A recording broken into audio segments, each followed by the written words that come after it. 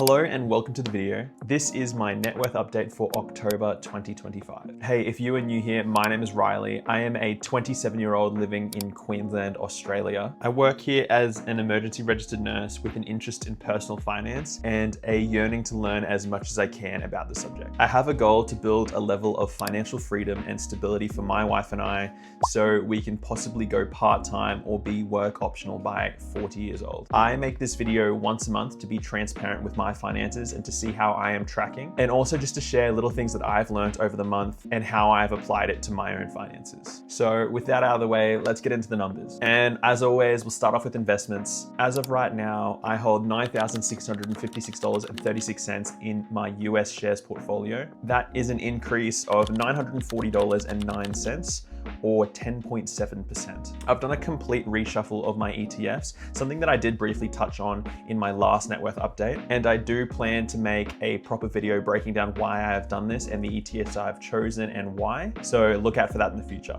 I have $2,700.71 invested into VOO. VOO is the Vanguard ETF that tracks the S&P 500, which is the top 500 companies in the States. So just think all the big names like Apple, Google, Microsoft, Tesla. 500 of the biggest companies in the US piled into one basket, and you're buying a little piece of all of these companies. It's a super popular ETF and a very low cost way to get broad exposure to the US stock market. Highly recommend. And right now I have $6,323.03 invested into QQM. QQM is similar to VOO in the way that it buys only US companies. However, it tracks the NASDAQ 100, which is the top 100 tech companies in the States. So it is highly focused into 100 companies and into mainly the technology world. So for this, still think Apple, but you're also thinking Nvidia, Microsoft, Amazon. It's similar to the last basket, but with the biggest tech giants in the game. QQM is the exact same as QQQ. The one difference being it has lower fees, so it's better for long-term investors. Another ETF that I highly recommend you check out. I said in my last net worth update that I wanted to buy into VGS, an ETF I was hoping to provide me some more global diversification outside of the US. However, something I kept coming up against is that VGS also invests into the US, and that is actually its primary holding.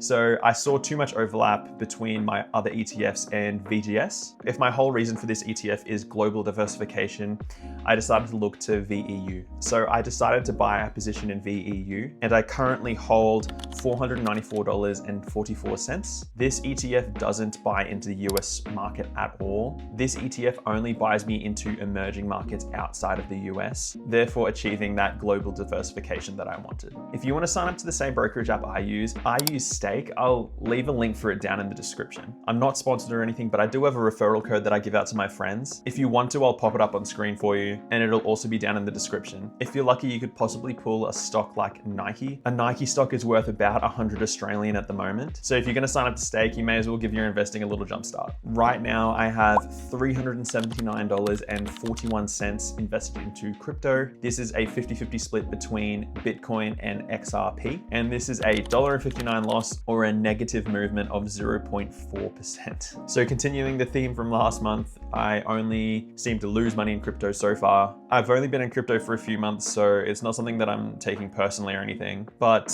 this is more of an experimental, fun investment for me. Less than 400 bucks is obviously a very small part of my portfolio. Regardless of that, I'll still continue to filter in small packages of money just to see where it goes. But moving on from that, let's get into real estate. My latest real estate evaluation gave us an estimate of $885,000. And with the amount we owe subtracted off that, that gives us $562,279.85 in equity. And that is a gain of $40,338.12, or a positive movement of 7.7%. Although I am happy to see this positive change, I'm taking all of these fluctuations with a grain of salt. The online tool that I use does have its limitations, and it's not perfect, and it doesn't have the validity that a formal appraisal would have. However, it's a handy way to give me a rough idea of where we're sitting and where the market is fluctuating, and plus 7% is a heck of a lot better than the negative 4% I had last month, so we'll take the win.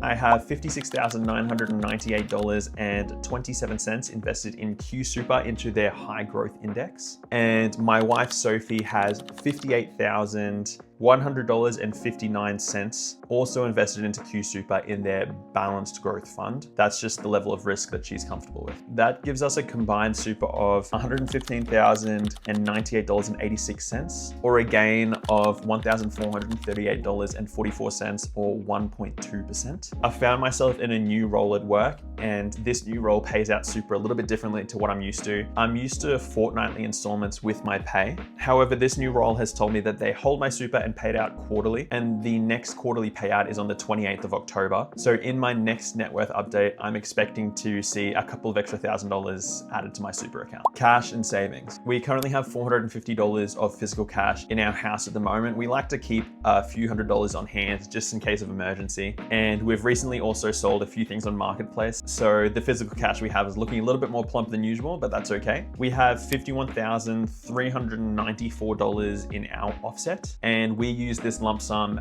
mainly as our emergency fund, but we do keep it in our offset to offset our interest off our mortgage. And finally, we have $7,646.98 in our spending account. The reason why I haven't allocated a lot of these funds and why there's a lot sitting in our spending account at the moment is because we're in the process of upgrading both of our phones. Don't worry, it's not something we do every year. It's just that we've noticed our phones and the battery life on them starting to go. So we're thinking it's about time for an upgrade. So we're hanging on to a little bit of money just in anticipation for that, because the last thing I want is it to go through my credit card and me not have the money to pay that credit card off immediately. I'm not paying interest on my phones. And finally, we're at debts and liabilities. I've done a nursing degree and a paramedic degree, and because of that, I currently have a HECS debt of $31,999.91. That is a positive change of $5,489.66, or 17.1%. And Sophie has a HECS debt of only $5,032 at the moment. She's done a nursing degree, and that is a positive change of $6,117.14, or 121.5%. Now, this is because our yearly payments for our HECS debts have come out and finally been paid into our balances. Since Sophie's HECS debt is so low, we are planning on paying this out and getting rid of it early before it indexes again. I believe the next indexation is in May. Don't quote me on that. But as soon as we can get organized with our accountant, we're going to be doing that. Sadly, my HECS debt is going to be staying around a little bit longer. Just goes to show you that nothing's free and that debt can compound against you as well. And finally, I have zero consumer debt, and my credit card is paid off in full at the end of every month. So I pay no interest and I maximize the amount of points that I could be getting. Again, I'm not going to include the value of all of my belongings in my house or the value of our cars, but just know we own nothing on them. And that brings our joint net worth to $709,873.55. And that is a positive change of $59,442.78, or 9.1%. Now, this is mostly due to the fact that we've seen some property value increases in my area over the last month. It has also been aided by our HECS debts coming down a little bit, but just know that through the month, we've been doing all the right things like saving and investing and living below our means while still having a little bit of fun. Every single little bit counts. Now, if you're not already subscribed, smash that button down the bottom. I'll be making these updates monthly to track my progress and to be transparent with my finances. So if you want to follow. Hey guys, I don't know where the rest of that clip went, so I'm just gonna film this randomly on my night shift. But thank you for watching, and subscribe, and hit the like button. I think that's all I wanted to say. I'll see you guys in the next video. Hey guys, if you enjoyed that video, you should click here. No, because YouTube thinks you'll like this video. You should click it. No, but seriously. Come on, why haven't you clicked it yet?